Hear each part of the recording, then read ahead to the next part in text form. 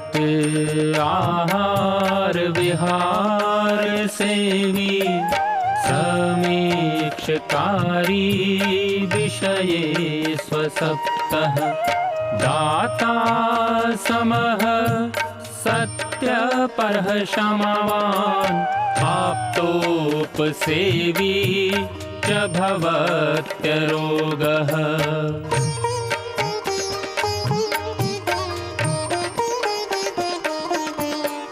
मतिर्वचः कर्म सुखानुबन्धी सत्वं विधेयं विशदा च बुद्धिः ज्ञानं तपः तत्परता च योगे यस्यास्ति तं नानुतपन्ति रोगाः।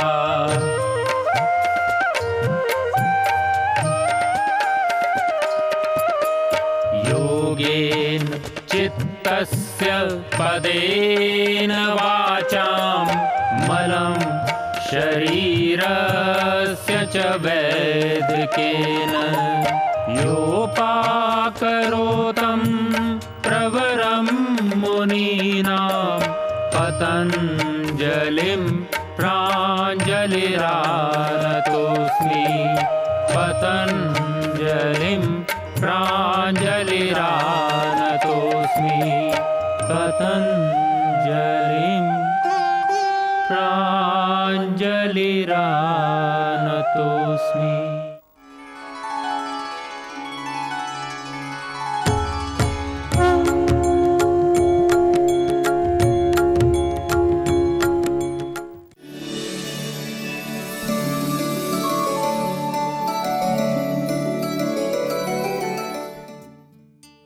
हम आयुर्वेद के विशद बृहद ज्ञान के संदर्भ में आपको कुछ बातें बता रहे हैं। हमारा प्रयास है कि आयुर्वेद के जो संपूर्ण स्वास्थ्य का जो विज्ञान है, आयुर्वेद का जो दर्शन है, वह आपको सहज रूप से सीखने को और जानने को मिले। आपके लिए यह लाभकारी हो, उपादेय हो। आप अपने स्वास्थ्य को ठीक रखते हुए अपने पारिवारिक जनों को भी ठीक कर सके। तो अब हम चर्चा करने वाले हैं इसी कड़ी में कि जो पाचन, शरीर के भोजन का पाचन के लिए जो संबंधित अग्नि है, अग्नि के बाद में बनने वाला जो आम रस है, आम का मतलब वो मैंगो रस नहीं, आम वात जो गाउट है, आर्थराइटिस बनता है या जो यूरिक एसिड वगैरह बढ़ते, इस तरह का जो अपक्व रस की जो बात आयुर्वेद में की गई है, हम आज उसकी चर्चा करेंगे। हम जो भी भोजन या अन्य पदार्थ के रूप में लेते हैं तो आपको पता है कि या वो प्रोटीन हो, चाहे कार्बोहाइड्रेट्स हो, चाहे वो वसा जिसको फैट बोलते हैं, विटामिन हो, या जिन भी तत्वों का हम सेवन करते हैं तो उनसे ही शरीर की पुष्टि होती है। हमने सबने समझ लिया, हमने आपको बताया, जिससे कि फिर बल, वर्ण, दीर्घायु और ये सब की वृद्धि होती है, सबकी प्राप्ति होती है। तो ये जब तभी प्राप्त होगा जब ये सब बाहरी तत्व शरीर के तत्वों के रूप में परिवर्तित हो जाएं।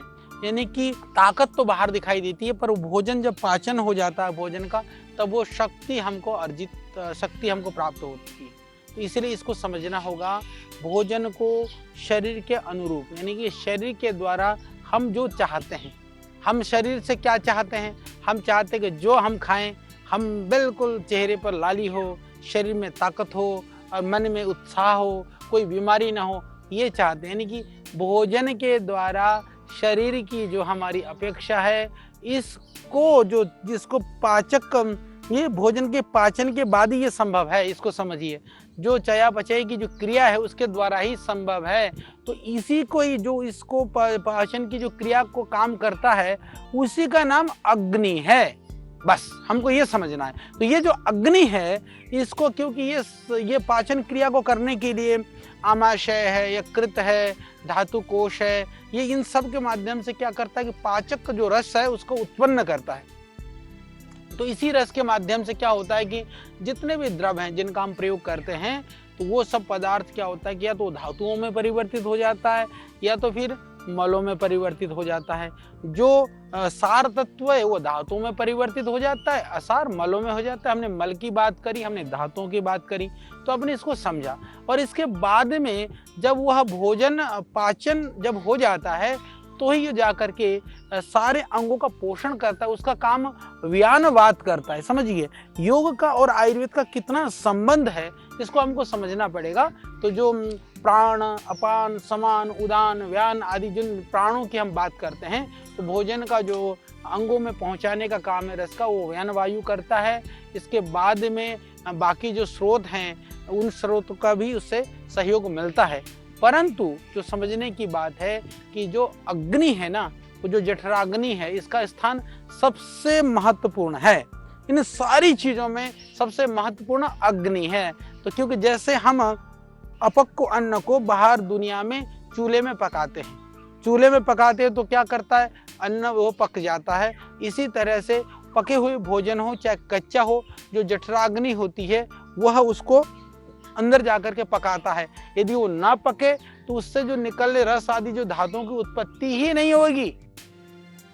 और आयुर्वेद के हिसाब से तो यदि अंदर की अग्नि नष्ट हो गई तो देह नष्ट हो जाएगा, यानी आदमी मर जाएगा।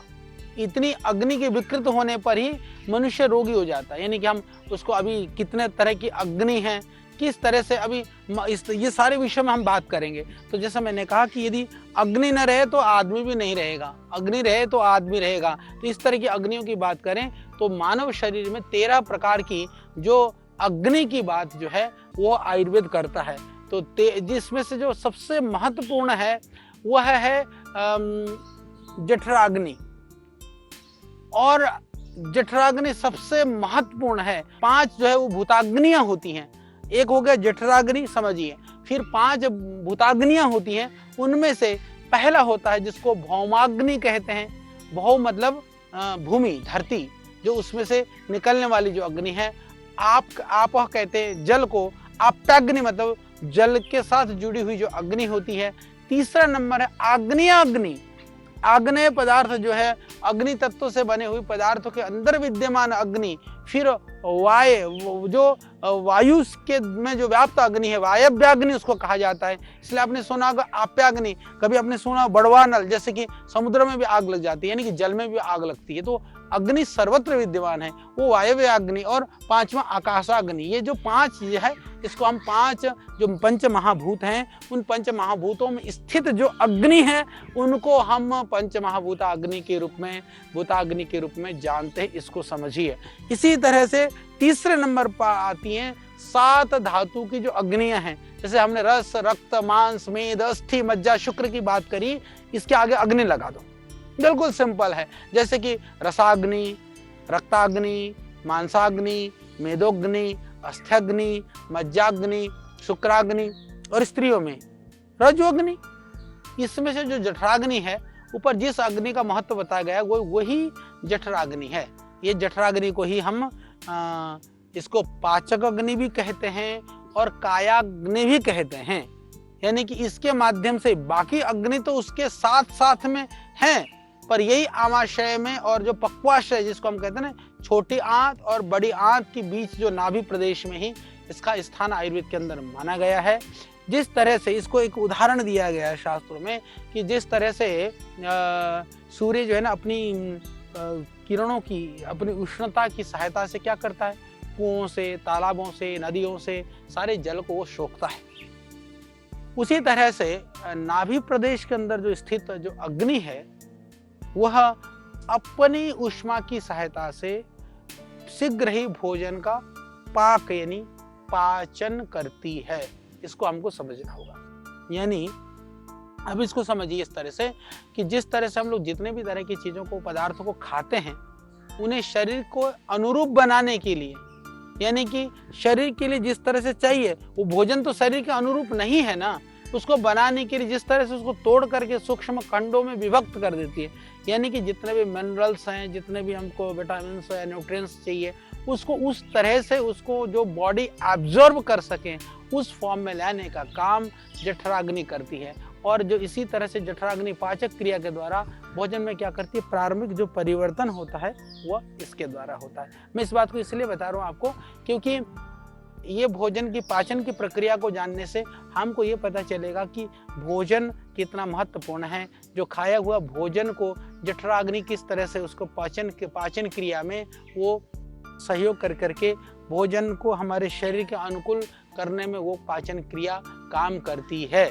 और इसके अतिरिक्त जब ये सारी जब ठीक से काम करेगी तो ही फिर भोजन से हमको आयु यानी एज, वर्ण मतलब कलर, ग्लो, स्वर, वर्ण, बल, ऊर्जा, शारीरिक वृद्धि और उत्साह, ओजस, जो कुछ भी, और शारीरिक जो बॉडी का टेम्परेचर आदि जो कुछ भी है ये सब तभी प्राप्त हो जाता है। और बाकी अग्नियां भी जठराग्नि के सहयोग से ही काम करती हैं और जठराग्नि ही बाकी अग्नियों को क्रियाशील बनाने में वो सहायता करती है।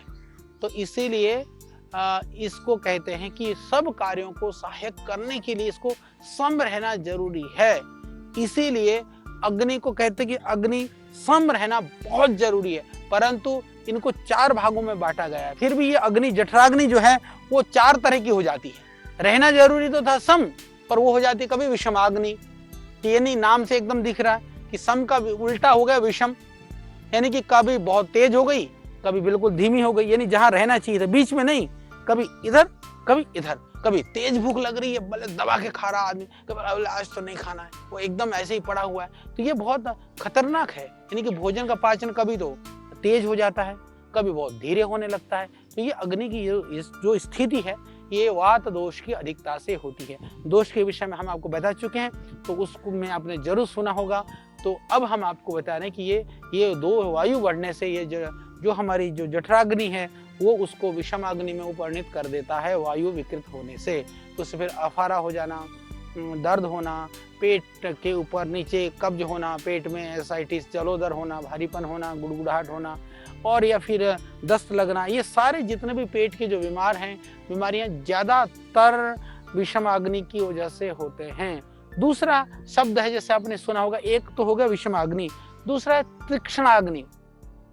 तीक्ष्णाग्नि क्या है कि जैसे बहुत तेज हो जाना, यानी कि खाया फटाफट फिर भूख लगी, फिर खाया फिर भूख लगी, खतरनाक स्थिति हो जाती है। ऐसी स्थिति में तो आयुर्वेद इसको जो है ना हम भस्मक रोग भी बोलते हैं इसको, यानी कि अत्यग्नि को ही जो भस्मक रोग जो है कहा जाता है। भस्मक रोग के विषय में मैं आपको बताना चाहता हूँ कि ये हमने देखा है कई सारे लोगों को, वो इतना भोजन करते हैं फिर भी उनकी तृप्ति नहीं होती। ये बहुत खतरनाक बीमारी है। हालांकि आयुर्वेद के अंदर इसके लिए भी औषधियों का वर्णन है, इसके लिए भी चिकित्सा है। थोड़े योगासन प्राणायाम करें तो विविध तरह की, जैसे उसके अंदर हम विशेष करके जो अपमार्ग है उसकी जो तंडुल है, उसके तंडुल का पाउडर कर करके खीर बना करके देते हैं, तो इससे भस्मक जैसी बीमारियां भी ठीक हो जाती हैं। तो ये है अत्यग्नि का कारण है, इसको हमको जानना होगा। इस अवस्था में क्या होता है कि पित्त दोष, जैसे हमने विषमाग्नि के लिए कहा कि वात दोष प्रकोपित होने से विषमाग्नि होता है, इसी तरह से जो पित्त दोष है वह यदि उसकी अधिकता होती है तो ये जो जठराग्नि की तीव्र जो है स्थिति बनती है। इससे गले में, होठों में सूखापन आ जाना, फिर उससे बहुत ज़्यादा भोजन के पचने का, ये गले में पूरा जलन वगैरह हो जाना, होठों में जैसे मैंने कहा कि गर्मी, शरीर में गर्मी उत्पन्न होना, ये सब जो तीव्र अग्नि है उसके लक्षण हैं। तीसरे नंबर पर है जिसको हम बोलते हैं मंदाग्नि। मंदाग्नि की स्थिति में क्या होता है कि बहुत कम भूख लगती है और पचता ही नहीं खाया हुआ। लोग कहते हैं क्या करें, पचता ही नहीं है, ऐसा लगता है कि खाया हुआ पेट में ही पड़ा रहता है, घंटों पड़ा रहता है। ये बहुत खतरनाक स्थिति, यानी कि जो खाया हुआ भोजन है, जठराग्नि जो है वो एकदम नॉर्मल स्थिति से वो मंद हो जाती है। तो मंद हो जाती तो पचता ही नहीं है। तो इस तरह की कफ दोष की वजह से ये मंदाग्नि की स्थिति होती है। तो उसमें पेट में भारीपन, सर में भारीपन, खांसी होना, श्वास की बीमारी होना, मुंह से लार टपकना या फिर उल्टी आना, शरीर में कमजोरी होना, इस तरह के लक्षण दिखाई देते हैं। फिर जैसे हमने कहा कि इन अग्नि में जो सबसे बेहतरीन जठराग्नि का जो सही जो स्वरूप है उसको कहा जाता है समाग्नि। समाग्नि का समय जो है जब हम जठराग्नि के समय जब एकदम भूख लगती है तब हम उचित मात्रा में खाना खाते हैं, या फिर भोजन ठीक से उसका पाचन हो जाता है और ठीक से मल विसर्जन की क्रिया होती है। जठराग्नि जब सम अवस्था में रहने के लिए वात पित्त कफ तीनों दोष अपनी सम अवस्था में होते हैं, तो इस स्थिति का नाम समाग्नि है। तो इसलिए समझिए कि इसमें भोजन पाचन की स्थिति में किसी तरह की अनियमितता नहीं होती है। पर हमने देखा है कि ज़्यादातर जो लोग हैं विषमाग्नि के शिकार होते हैं, यानी कभी एकदम भूख लगती है, कभी नहीं लगती, कभी मन करता है, कभी नहीं करता है। तो ध्यान रखिए कि वात विकार प्रकोपित होने की वजह से ऐसा होता है, जैसे मैंने आपको बताया। तो इस चीज़ से आप अपने घर में भी या स्वयं के ऊपर भी इन प्रयोगों को, इन परीक्षणों से परीक्षण करिए। ये आयुर्वेद की इतनी सरल और वैज्ञानिक विधाएं हैं, संभवतः यह है इस तरह से आनंद के साथ में, सरलता के साथ में बताने का ये पहला प्रयास है। या तो ये जो आयुर्वेद के विद्यार्थी हैं या आयुर्वेद के एक्सपर्ट हैं वो चीज़ तो इस चीज़ को जानते हैं, पर एक सामान्य आदमी के लिए, एक प्रत्येक परिवार के लिए, एक हर मेरी माँ और बहन के लिए हम ये बताने का प्रयास कर रहे हैं कि आपको घर बैठे बैठे भी आयुर्वेद का जो सामान्य ज्ञान है वो होना बहुत ज़रूरी है, बहुत महत्वपूर्ण है। इसके द्वारा आप अपने आप को रोगों से बचा सकते हैं, साथ में घर परिवार के अंदर जो बीमारियां हैं, परेशानियां हैं, उनको बिना भय के सुगमता के साथ थोड़ी सी सावधानी बरतें तो ठीक कर सकते हैं। तो इसीलिए ये जो भूताग्नियां को जैसे मैंने बात करी, इन अग्नियों का समूह यकृत में रहता है। यकृत मतलब हमारा जो लीवर है उसके अंदर में उसका स्थान माना गया है। तो जैसे मैंने बताया कि भौमाग्नि, आप्याग्नि, आग्नेयाग्नि, जो हमने पंच महाभूत हैं उनके साथ जुड़े हुए शब्द का आगे अग्नि लगा देने से, तो ये जठराग्नि के द्वारा जो खंड खंड किए गए जो खाद्य पदार्थ है उसको क्या करता है कि वो अपने हिसाब से सजातीय रस, यानी कि पंच महाभूतों के हिसाब से जिन भूतों की जहाँ जहाँ पर जितनी आवश्यकता होती है। इसमें दो बातें समझनी है। एक तो जो हमारे शरीर के अंदर जो जठराग्नि जो होती है वो दो तरह से रसों का ग्रहण करती है। अब हमेशा ध्यान रख लेना, एक तो जो शरीर के लिए आवश्यकता होती है उसके हिसाब से इन पदार्थों का रसों में परिवर्तित करती हैं ये अग्नियां, या फिर उस पदार्थ के अंदर जो रस उपलब्ध होता है उसका करते हैं। यानी कि उस भोजन के अंदर में वो तत्व होना भी जरूरी है और शरीर में उसकी आवश्यकता होनी भी जरूरी है, और हमारा पाचक रस जो है वह उसको ग्रहण करने में सामर्थ्यवान होना भी जरूरी है। ये तीन चीजें आपको समझने की आवश्यकता है। यदि मान लीजिए हमारे शरीर के अंदर पाचक रस के अंदर या जो मेरी जो जठराग्नि है वो बिल्कुल नॉर्मल है, परंतु उस पदार्थ के अंदर वो तत्व नहीं है तो आपको नहीं मिलेगा। तत्व तो है, जैसे अब घी है, घी बढ़िया स्निग्ध पदार्थ है, शरीर के लिए जरूरी तत्व है, आपने ज्यादा खा लिया तो सारा वो शरीर पाचन नहीं कर पाएगा, उसमें से काफी अंश निकल जाएगा। तो इसीलिए न तो अति भोजन, न अल्प भोजन, न शुष्क भोजन, न अति तली हुई घी तेल आदि, हर पदार्थ को उचित मात्रा में, ये हम भोजन आदि प्रकरण में इसके विषय में बात करेंगे, क्योंकि ये सब कुछ जो देह का निर्माण है ये इन्हीं तत्वों से हुआ है। ये बहुत महत्वपूर्ण बात है, इसीलिए मैं इस बात को बार बार आपको समझा रहा हूँ, और ये थोड़ा आप समझेंगे तो आपको बड़ा आनंद भी आएगा और आपको अच्छा भी लगेगा। तो जैसे हमने समझाया कि भोजन कैसे उसका पाचन होता है, पाचक अग्नि कैसे पाचन करती है, और किस तरह से हमारे जो अग्नि है उसके अंदर जो है वो दोष आ जाते हैं जठराग्नि के अंदर में। तो इसी तरह से जो अपने अपने महाभूत का जो अंश है वो हमारी जो यकृत है वो उसी पंच महाभूतों के अंश को यकृत के अंदर विद्यमान जो भूताग्नियां हैं वो किस तरह से ग्रहण करती हैं और वो पंच महाभूतों में धीरे धीरे वो परिवर्तित करती है। इस तरह से यकृत जो है यानी कि आपका लीवर जो है ना, वो पाचन तंत्र के अंदर में जो विद्यमान जो अग्नियां हैं उसकी सहायता से भोजन को विभिन्न श्रेणियों में बांट देता है। वो दिखाई तो नहीं पड़ता है, पर वस्तुतः क्योंकि जैसे हम पंच महाभूत की बात करते हैं तो उन पंच महाभूतों से शरीर चल रहा होता है, तो पंच महाभूतों के हिसाब से बांटने का कार्य वो आपका जो पंच महाभूत अग्नि है वो लीवर के अंदर विद्यमान है, वही इस काम को करता है। ये आयुर्वेद के हिसाब से, मैं कोई अपनी बात नहीं कह रहा हूँ, जो हमने आयुर्वेद जाना, पढ़ा, सीखा, आज उस आयुर्वेद की विधा को आपके तक पहुँचाने का ये हमारा प्रयास है। इसी तरह से शरीर के जो विभिन्न अंगों में पाए जाने वाले अपने अपने जो महाभूत हैं वो सब मिल करके क्या करते हैं कि उसका पोषण करती हैं। तो फिर तीसरी बात है, जैसे मैंने कहा पहला समूह तो होगा जठराग्नि का समूह, दूसरा हो गया भूताग्नि का समूह, तीसरा समूह जिसको कहलाते हैं धातु अग्नियां। धातु अग्नियां, जैसे मैंने धातु की बात करी तो आप बिल्कुल समझ गए होंगे, इतना हम आपको समझा चुके हैं कि रस, रक्त ये मांस मज्जा अस्थि, ये सारी जो 7 जो है ये धातुआं हैं, तो उन धातुओं के साथ मिल करके जो अग्नि शब्द जोड़ देंगे तो ये 7 धातु अग्नियां बनती हैं। ये तीसरे प्रकार का समूह है। तो ये धातु अग्नियां क्या करती हैं, तो ये जठराग्नि और भूताग्नियों की सहायता से 5 भूतों के रूपों में परिवर्तन हुआ जो अन्न रस है। सबसे पहले क्या हुआ, पहले जठराग्नि के द्वारा उसका पाचन हुआ, पाचन होने के बाद पंच महाभूताग्नि के माध्यम से वह जो है यकृत से वो अनेक अपने स्वरूप में चला गया। होने के बाद में जब अन्न रस, जब धातु के जो आशय है, यानी कि धातु का आशय क्या है, या तो रस वह जो संस्थान है या तो रक्त वह जो स्रोत है, उन स्रोतों में पहुंचता है, क्योंकि उन स्रोत के माध्यम से वो पूरे शरीर में जाता है। जब वहां पहुंचता है तो उसमें विद्यमान जो अग्नियां हैं फिर उसका पाचन करना शुरू कर देती हैं। तो पाचन करती हैं तो वह अन्न क्या होता है, वह अनेक धातुओं में परिवर्तित होने लग जाता है। फिर वह अन्न रस धातु में परिवर्तित हो जाता है, रस से फिर जो है रक्त हो जाता है, रक्त से फिर आपका जो है अस्थि हो जाता है, मेद हो जाता है, फिर अस्थि हो जाता है, फिर मज्जा हो जाता है। इस तरह से वह धीरे धीरे शरीर के अंदर में परिवर्तित होना शुरू हो जाता है।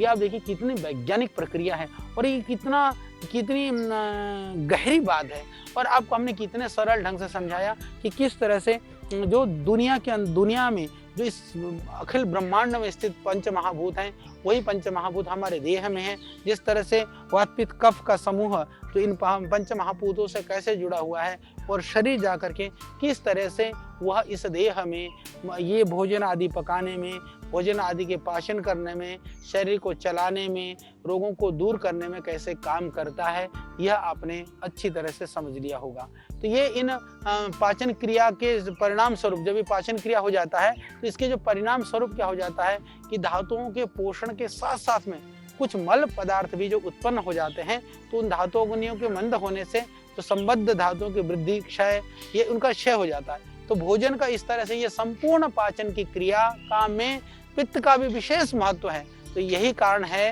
कि कई सारे आयुर्वेद के लोग तो पित्त और अग्नि को एक मान जाते हैं। वैसे ही मैं आपको बताना चाहता हूँ कि 7 धातु अग्नियों में पाचक पित्त के अंश ही क्रियात्मक रूप में होते हैं, जो धातु अग्नियों को उनके कार्यों में मदद करते हैं। यानी पित्त धातु अग्नि में मदद तो करता है, पर अग्नि में पित्त के अतिरिक्त अन्य गुण भी पाए जाते हैं। मैं स्पष्ट समझाना चाहता हूं कि पित्त का गुण तो होता है, पर उसके अलावा दूसरे गुण भी पाए जाते हैं। इसलिए भोजन की पाचन की पूरी प्रक्रिया तभी संपन्न होती है। इस खाद्य रस पर 7 धातु अग्नियों की प्रतिक्रिया होती है, जिससे 7 अलग अलग धातुओं का निर्माण होता है। इन धातुओं का मूल रूप से 3 भाग माने गए हैं, जैसे मैंने बताया, स्थूल, सूक्ष्म, अणु, सूक्ष्म या अणु, फिर तीसरा हम कह सकते हैं मल। तो एक स्थूल भाग हो गया, सूक्ष्म भाग हो गया, फिर मल भाग हो गया। इसमें स्थूल भाग उसी धातु का पोषण करता है, सूक्ष्म भाग अपने से अगली धातु का निर्माण कराता है, उसे उत्पन्न मल पदार्थ उसी मल पदार्थ का पोषण करता है। इस तरह से प्रत्येक धातु अग्नि की प्रतिक्रिया के फलस्वरूप किसी न किसी मल पदार्थ का निर्माण हो जाता है।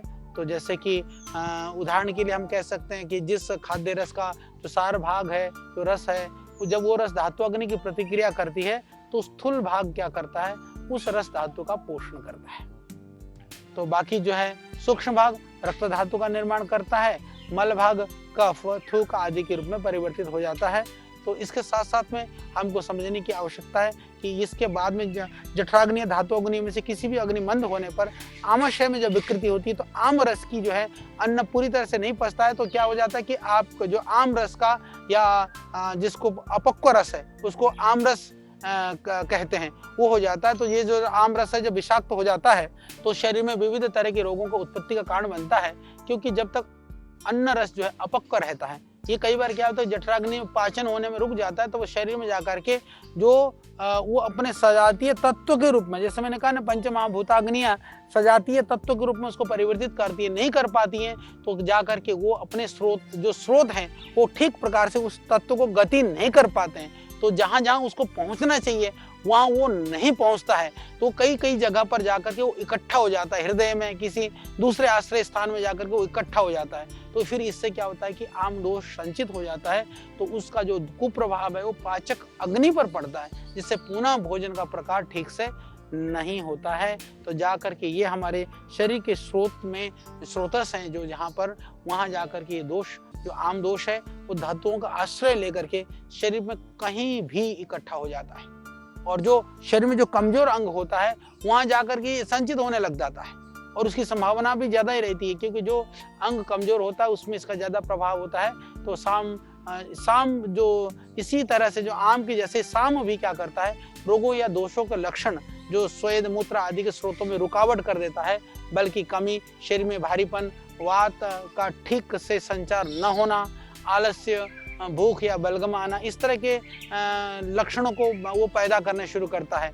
तो ये जो साम रोगों या दोषों के लक्षण हैं, इसके विपरीत जब स्रोतों की शुद्धि हो जाती है तो निराम दोष के लक्षण हो जाते हैं। और मैं इस विषय में ये आपको थोड़ा सा बताना चाहता हूँ कि जो आम और हमने निराम दोषों की बात की, इसमें ये बहुत ज़रूरी है कि जैसे बचपन में हम आहार अल्प लेते हैं, आयु बढ़ती है तो ज़्यादा आहार लेने लगते हैं, फिर जठराग्नि तीव्र हो जाती है, तो उस समय पर जो चयापचय की क्रियाएं हैं, पाचन क्रियाएं भी अच्छी तरह से होने लगती है। तो इसमें हमको 40 वर्ष की आयु तक हमारी अग्नि थोड़ी तीव्र रहती है, इसलिए इस तरह के रोग कई बार थोड़े कम होते हैं, परंतु 40 के बाद 60 वर्ष तक अग्नि की शक्ति में कमी आने लगती है, तो फिर ज़्यादा शरीर पोषक तत्वों को ग्रहण नहीं कर पाता है। तो उसी आहार को लेकर के जब हम 40 साल तक तो शक्ति पा रहे थे, बाद में शक्ति नहीं आती उसी अन्न से, तो हमको ये ध्यान रखना जरूरी है कि मल पदार्थों का निर्माण फिर अधिक होने लगता है, व्यक्ति जो है शारीरिक रूप से और मानसिक रूप से भी निर्मल होने लगता है। इसे ही जरावस्था या वृद्धावस्था कहा जाता है। तो रसायन चिकित्सा के द्वारा ये प्रयास किया जाता है कि तब पाचक अग्नियों को, रसों को क्रियाशील बना करके रखें, वृद्धावस्था में होने वाले रोगों से बचा जा सके। तो इस तरह से किस आयु में रसों का पाचन होता है, किस तरह से हम रोगों से बच सकते हैं, ये सारी बातें मैंने आपको बताने का प्रयास किया। तो आपको निश्चित रूप से ये समझ में भी ये बात आई होगी और आपको अच्छा लगा होगा। तो फिर हम इसी तरह से निरंतर आपको अन्य आयुर्वेद के विषयों से संबंधित बातों को लेकर के और चर्चा करेंगे।